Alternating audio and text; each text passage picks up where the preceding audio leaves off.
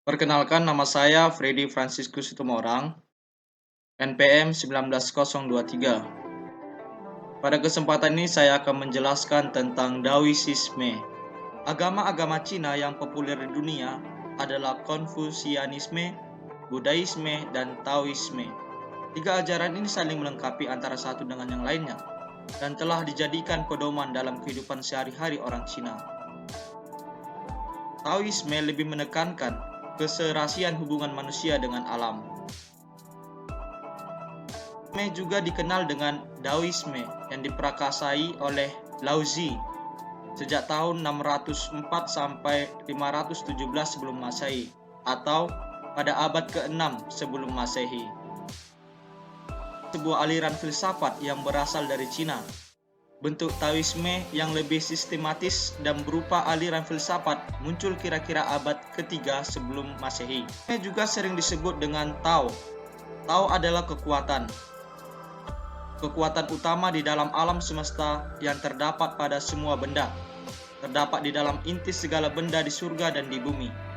Kekal abadi. Diri Taoisme ialah seorang ahli fikir Tiongkok terkenal dengan nama Lao.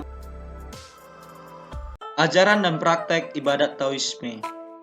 Yang pertama ialah Dao. Dao adalah inti dari ajaran Taoisme, yang berarti tidak berbentuk, tidak terlihat, tetapi merupakan proses kejadian dari semua benda hidup dan segala benda yang ada di dalam alam semesta. Penganut-penganut Taoisme mempraktikkan Dao untuk mencapai kesadaran Dao dan menjadi seorang dewa. Yang kedua adalah Yin dan Yang. Dao melahirkan sesuatu yang disebut dengan Yin, yaitu positif, dan Yang, negatif. Yin dan Yang saling melengkapi untuk menghasilkan tenaga atau kekuatan. Kekuatan tersebut bersumber dari jutaan benda di dunia. Setiap benda di dalam semesta yang berupa benda hidup ataupun benda mati mengandung Yin dan Yang, yang saling melengkapi untuk mencapai keseimbangan. Lambang Yin dan Yang. Yin, kegelapan, kejahatan, pasif, wanita. Yang, cahaya, terang, kebajikan, aktif, positif, pria.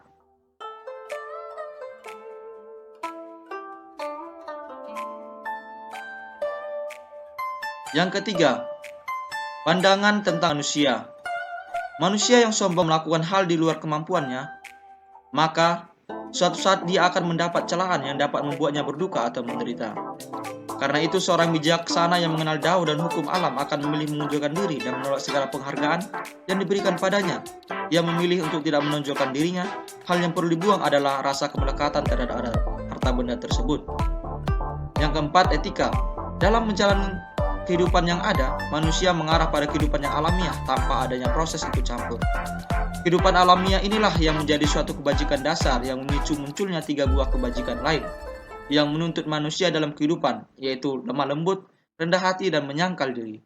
Oleh karena itu, manusia yang bijak dan menginginkan hidup yang tenang dan tentram akan mempercayakan seluruh hidupnya kepada Dao atau alam semesta. Natural Taoisme. Etika natural Taoisme mengajarkan manusia untuk hidup kembali kepada alam, belajar dari cara hidup alam, yaitu berbuat kebajikan. Menurut Taoisme, dengan berbuat kebajikan, seorang memiliki kekuatan moral.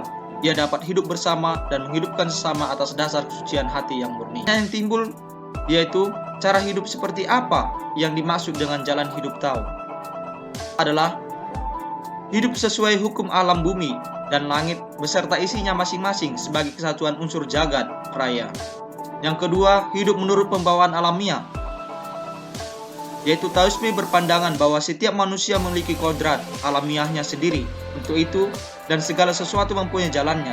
Jalan setiap individu adalah kodratnya, kebiasaannya, hukum perkembangannya. Yang ketiga adalah hidup sewajarnya.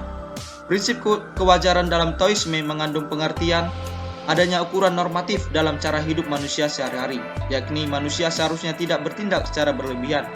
Manusia harus melepaskan sikap perilaku yang semu.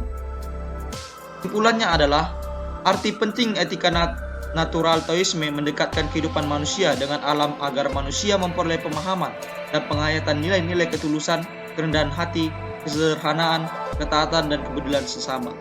Cara Taoisme mendekatkan pada alam melalui Wu Wei atau lengkap kehidupan atau langkah kehidupan menempuh menurut tenang, damai, dan bahagia. Sekian dari saya. Saya minta maaf jika ada kesalahan dalam pengucapan dan penyebutan. Terima kasih.